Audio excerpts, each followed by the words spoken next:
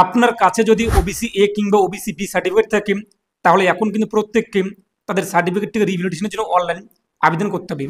ইতিমধ্যে আমি আমার সার্টিফিকেটটিকে আপডেট করেছি, অর্থাৎ রিভ্যালিডেশন সম্পূর্ণ করেছি, অ্যাপ্রুভ হয়েছে এবং সার্টিফিকেট অনলাইন থেকে ডাউনলোড করে নিয়েছি। তো আপনি অনলাইনে ডাউনলোড করতে পারবেন এবং নতুন একটা সার্টিফিকেট নাম্বার চলে আসবে এবং ইস্যু ডেট কিন্তু পরিবর্তন হয়ে যাবে। চলুন দেখিয়ে দিচ্ছি আজকের ভিডিওতে কীভাবে অ্যাপ্লাই করবেন, কী কী ডকুমেন্টস লাগে, কোথায় জমা করবেন, কদিনে অ্যাপ্রুভ হবে, সমস্ত কিছু থাকবে আজকের ভিডিওতে। আর আপনি যদি এখনো পর্যন্ত ভিডিওতে লাইক না করে থাকেন অবশ্যই লাইক করে দিন, পাশাপাশি চ্যানেল সাবস্ক্রাইব করে পাশের বেল ক্লিক করে নোটিফিকেশন রাখা রাখুন পরবর্তী ভিডিও সবার আগে পাওয়ার জন্য। আর আপনি যদি ভিডিওটি ফেসবুক পেজে দেখে থাকেন অবশ্যই ফেসবুক পেজটিকে ফলো করুন আর অবশ্যই ভিডিওর প্রত্যেককে শেয়ার করে জানিয়ে দিন। তো এই যে অনলাইন অ্যাপ্লাইয়ের লিঙ্কটি আমি আপনাদের সুবিধার্থে ভিডিওর ডেসক্রিপশন এবং কমেন্টে দিয়ে দিয়েছি, তো সেখানে ক্লিক করলে আপনি সরাসরি অফিসিয়াল পোর্টালে আসতে পারবেন। তো চলুন এখন আমরা দেখে নিচ্ছি কীভাবে অ্যাপ্লাই করবেন, কী কী ডকুমেন্টস লাগে, সমস্ত প্রসেস। ভিডিও ডেসক্রিপশন বক্স এবং কমেন্টে থাকা লিঙ্কে ক্লিক করতেই আপনি কিন্তু সরাসরি এই পোর্টালে আসতে পারবেন।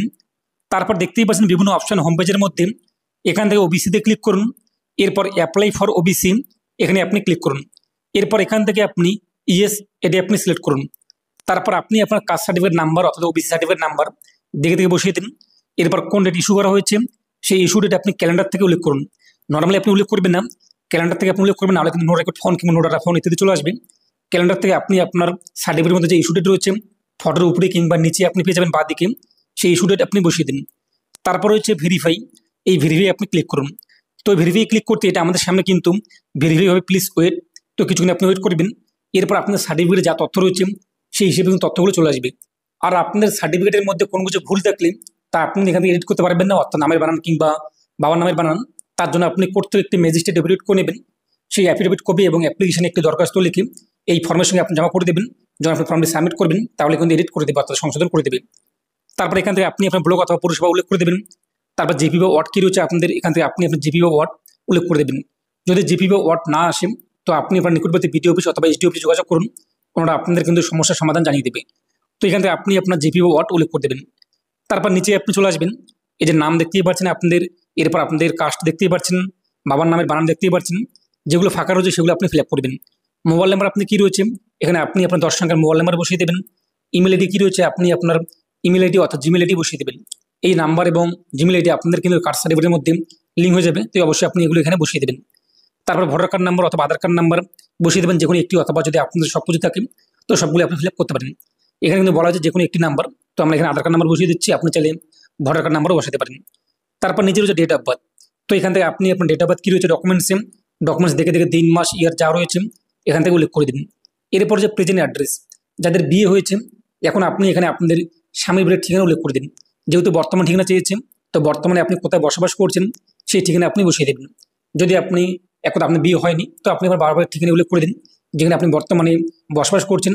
যাদের বিয়ে হয়েছে এই সমস্ত মেয়ের, তো এখানে আপনি আপনার যে শ্বশুরবাড়ির ঠিকানা যেখানে আপনি বর্তমানে বসবাস করছেন, ডকুমেন্টসের যে বর্তমান ঠিকানা উল্লেখ রয়েছে সেই ঠিকানা বসিয়ে দিন।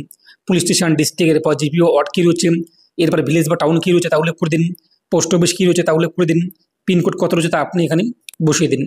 তারপর নিচে এখান থেকে আপনি আপনার রিলিজিয়ান অর্থাৎ ধর্ম কী রয়েছে তা উল্লেখ করে দিন। তারপর এখান থেকে আপনি আপনার জেন্ডার কী রয়েছে লিঙ্গ তা উল্লেখ করে দিন। তারপর নিচে ইনকাম সার্টিফিকেট, আপনি আপনার বাবার নামে একটি ভিডিওর ইনকাম সার্টিফিকেট সংগ্রহ করবেন, অনলাইনে অ্যাপ্লাই করতে পারবেন এবং সেটিকে আপলোড করে দেবেন। তারপর এখানে আপনি আপনার ফটো আপলোড করে দেবেন।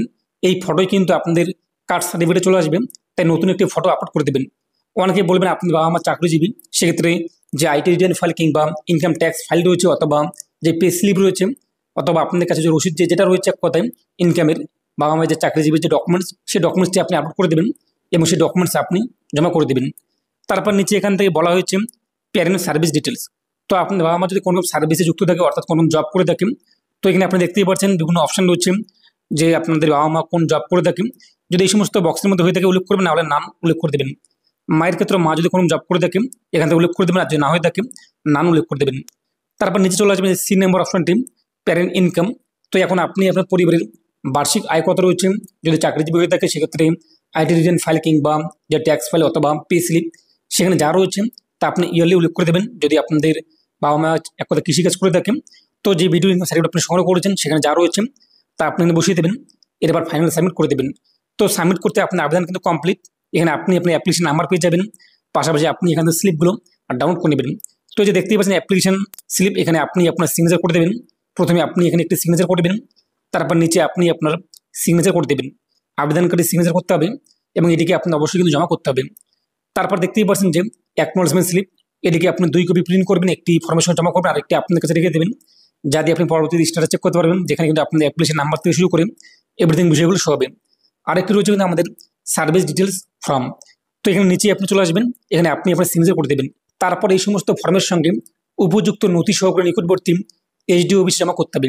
তো কোন কোন নথিগুলো দরকার রয়েছে, তো ভিডিও ডেসক্রিপশনে আমি একটি লিঙ্ক দিয়ে দিয়েছি, অথবা ভিডিওর কমেন্টে আপনারা পেয়ে যাবেন একটি লিঙ্ক। তো সেখানে ক্লিক করে আপনি আরও বেশি জানতে পারবেন কোন কোন ডকুমেন্টসগুলো দরকার রয়েছে। সেই সমস্ত ডকুমেন্ট সহকারে আপনি নিকটবর্তী এইচডিও অফিসে জমা করে দেবেন। তারপর যখন আপনার সার্টিফিকেটটি অ্যাপ্রুভ হয়ে যাবে, আপনি অনলাইন থেকে স্ট্যাটাস চেক করতে পারবেন, পাশাপাশি আপনি অনলাইন থেকে আপনি আপনার সার্টিফিকেট ডাউনলোড করতে পারবেন। তো সার্টিফিকেট অ্যাপ্রুভ হতে কিন্তু সর্বোচ্চ 7 থেকে 10 দিন কিংবা 15 দিন লাগতে পারে। যদি আপনি ইমার্জেন্সি দরকার পড়ে যে আপনাদের খুব তাড়াতাড়ি দরকার, তো অবশ্যই আপনি নিকটবর্তী এইচডিও অফিসে যোগাযোগ করবেন। আর অবশ্যই আপনি ফর্মের সঙ্গে ডকুমেন্ট সহ নিকটবর্তী এইচডিও অফিসে আপনি জমা করে দেবেন, তাহলে সার্টিফিকেটটি খুব দ্রুত অ্যাপ্রুভ হয়ে যাবে।